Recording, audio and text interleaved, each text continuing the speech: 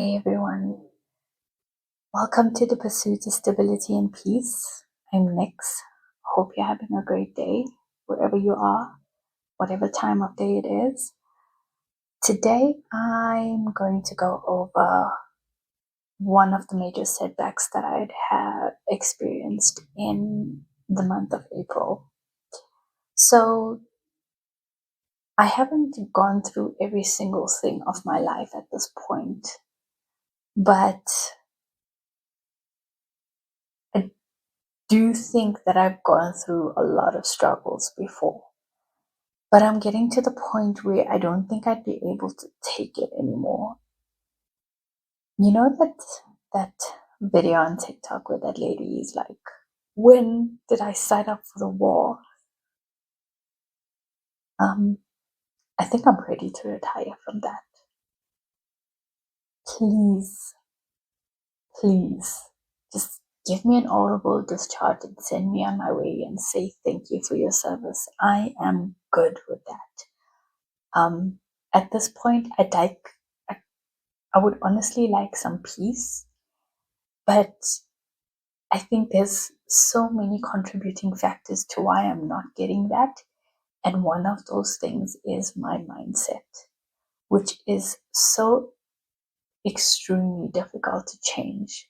Because if you've been conditioned for 35 years of your life to be a certain way, to think a certain way, to act a certain way, trying to unlearn those things and deprogram yourself, it's so difficult than actually learning a completely new task.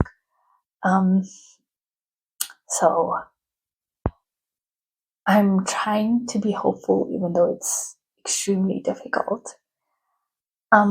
So if you watched my previous videos, you already know that I have an income shortfall. So I am short basically every month at this point, and I've been like surviving by, what's that saying? By the scrap of my hair. I think I've gotten that really wrong. But anyway, so one of the things that I have been delaying because of that was my car service. And the service light is already on, but I had around 800 kilometers before it would become like a non-negotiable. I have to do this now, because if you didn't already know, your car needs to be serviced once a year or every 15 or 20,000 kilometers, depending on the car that you have, right?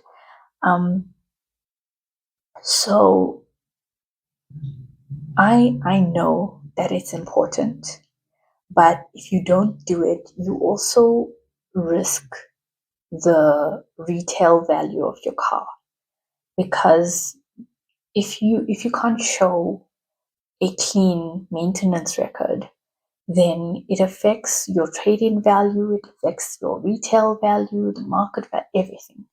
And I'm already getting onto like 93,000 kilometers, which is actually a major service. But the other thing that I had was I didn't know how much it would have cost me, because I have a Peugeot. I got my car by default because the original car that we had, we were going to trade it in and get my car. And then my sister decided that she doesn't want to let go of that car because it was technically the first thing that we got. And I come from a house of mechanics. So we loved our cars. We became attached. And so me being the stupid person that I was, agreed she can keep the car, and then I just take the finance on my own. And at that time, I was so over indebted already that I got a really high interest rate through the dealership. And so my premium was also really high, plus I had a balloon payment. And then I got onto debt review, and my what do you call it? My whole thing was just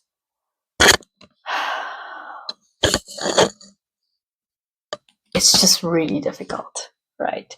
So I have no other means of transport for myself. Even if I didn't have my car, I don't think I'd be able to afford, so if I can't drive my car, I still have to pay for it, but I don't think I can afford even getting an Uber, because that's how tight everything is at this point. But I digress. So, as mentioned, I hoped that by the time I would have been forced to do my service, I would have already saved at least half of the money needed, and then I would sort of negotiate when I would pay the other person, which the guy that I go to fix my car is really, really nice. So this would be the first time that I wouldn't actually pay him in full, because the last time my mom also helped me out. But after all of that, the universe was like, nope, we have different plans for you. And the weekend before Easter, I was on my way to my mom's place for that long weekend. And on the way, I got this big blaring sound on my dashboard saying, engine fault, please have vehicle repaired. And I was like, shit, what the hell? Because honestly, the thing is, you can delay your car service a little bit. You can drive your car a little bit more carefully, as long as you maintain the record, the proper maintenance on the car. The thing is, if you get an engine fault notification, there's obviously something wrong. And if you delay that, you could cause further irreparable damages. And when I say irreparable, it just means a little bit difficult to manage, to fix sometimes. A lot of the times it's very difficult to fix. But all of the time that would result in very, very high costs for repair. And I could delay my service, but if there was something wrong with the car, I couldn't afford to get left without the car. So that was another stress. Now, my mom had been telling me to go to this guy for a very long time because he knew my dad. Apparently, he worked with my dad, and that was really nice. But the thing is, I grew up in a house where my dad was a mechanic. My mom also struggled with her finances because of everything. And if my dad fixed something and people didn't pay him, there would be a fight in my house, right? Money was always an issue. So I wasn't going to go to someone if I couldn't pay them. But now I'm forced to. I was forced to, and I am stressed. I think on my way home the entire day I cried. I cried the entire way home. I cried when I got home. I cried when I went to bed. I cried when I got up. Because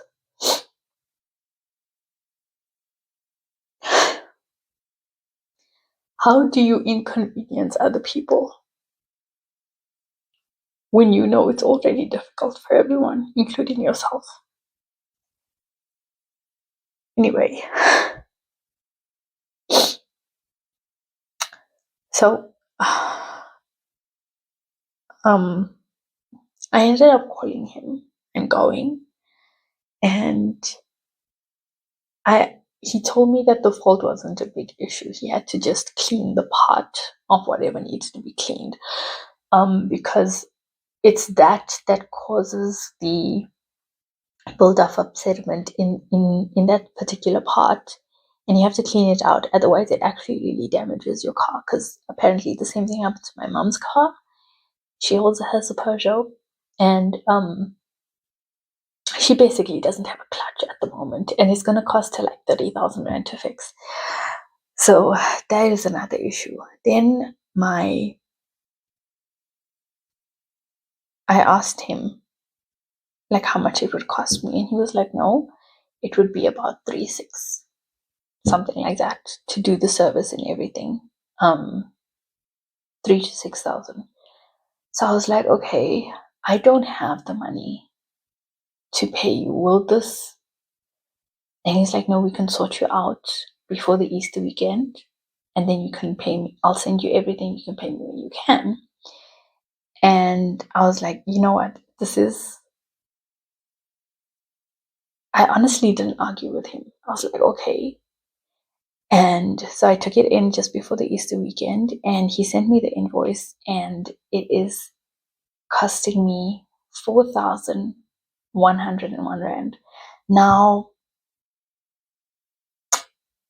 while this is a shitload of money for myself at this point, it is also ridiculously cheap because he checked my brakes, he checked everything else in my car, he checked the belt on the engine,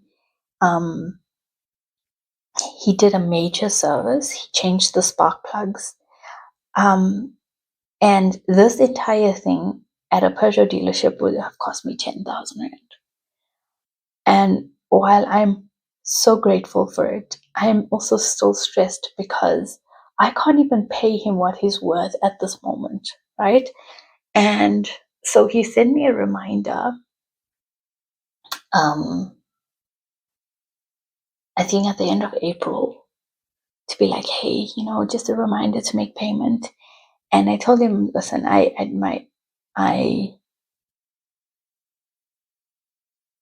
will start paying you. I was very vague. But the only thing I could pay him was 250 rand today. It's the 3rd of May. And I feel so crap about it because while he was like, no, it's fine, go ahead and sort me out when you can, I'll just send you everything. This is not enough to be able for him to sustain his own business. So why would I affect his income? It's such a difficult thing for me to comprehend that I can't even appreciate the fact that he did it for me and allowed me to pay him back, because there's so many other factors that I'm thinking about where me not paying him could affect his household income, and he actually has a wife and child. I mean, the guilt is ridiculous. So if I had to pay him 250 rand every month, it would take me 16 months. 16 months to pay him in full. By then, my next service would come about. I don't know how I'm going to do this, but I am trying to be positive in the sense that I will be able to find the means and the funds. It would happen. It would happen. It sounds ridiculous and delusional, but I am trying to be positive here. So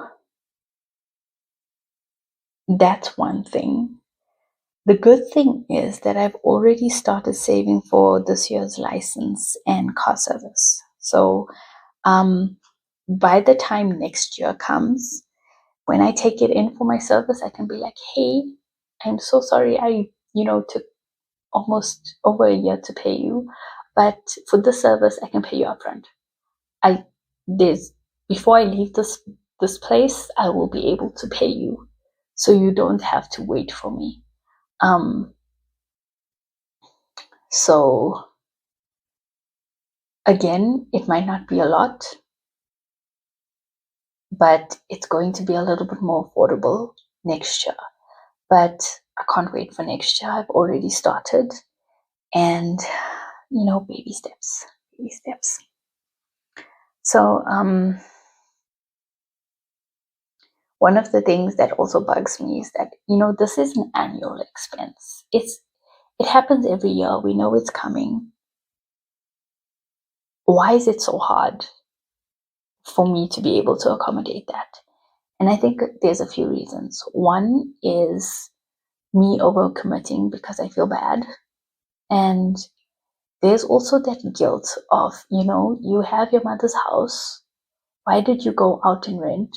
You can, your name is still already on the bond. You have the responsibility. And I'm an eldest daughter. I'm a firstborn child in my family.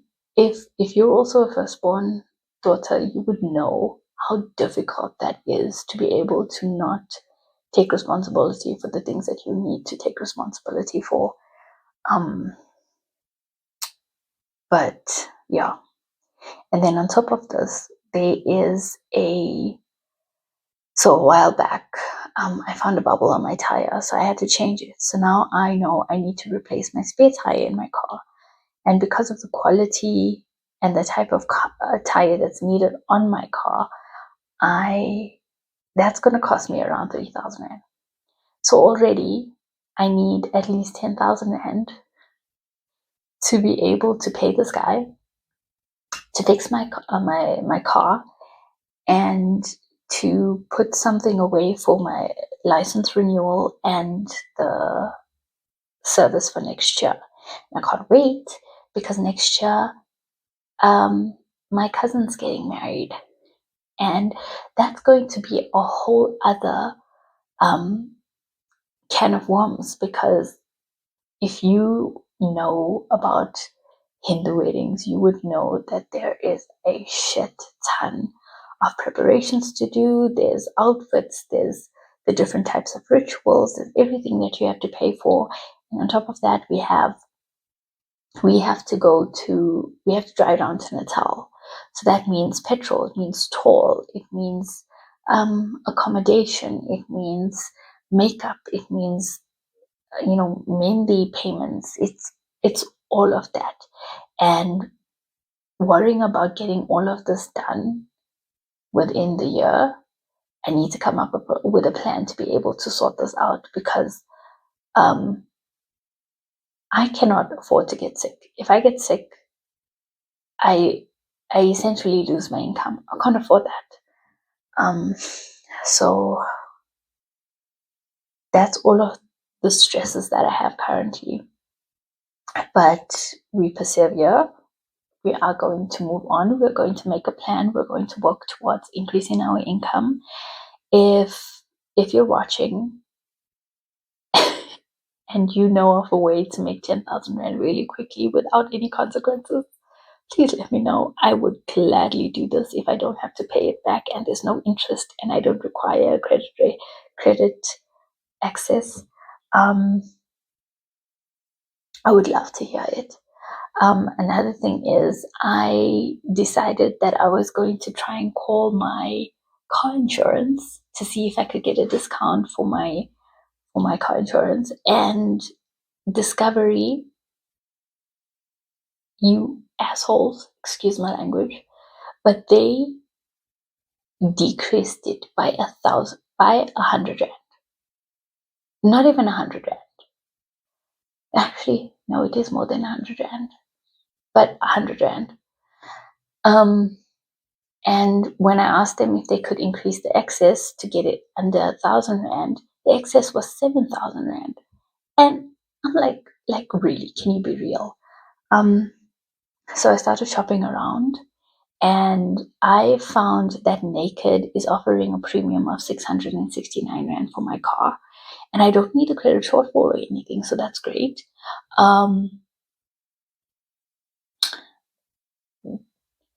And Pineapple is offering me, for the same amount of access as Discovery, I'm getting 715 Rand premium.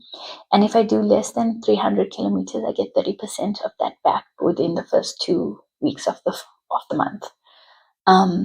Considering that I can't even afford petrol now, I am guaranteed that at least I know I'll get 200 Rand back into my account every month, or at least majority of the months.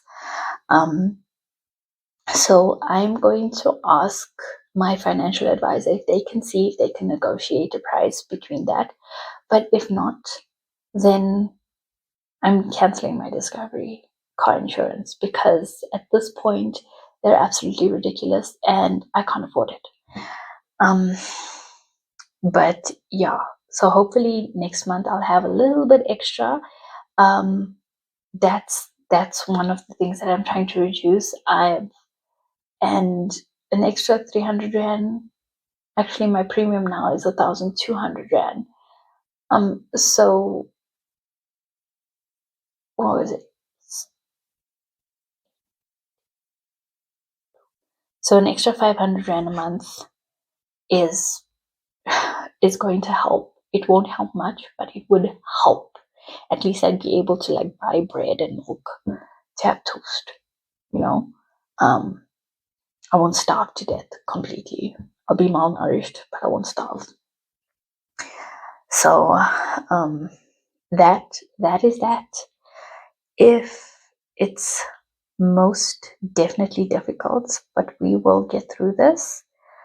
While it's so hard to find the motivation at this point, we all have to push through for our own good. I'm sorry, everyone.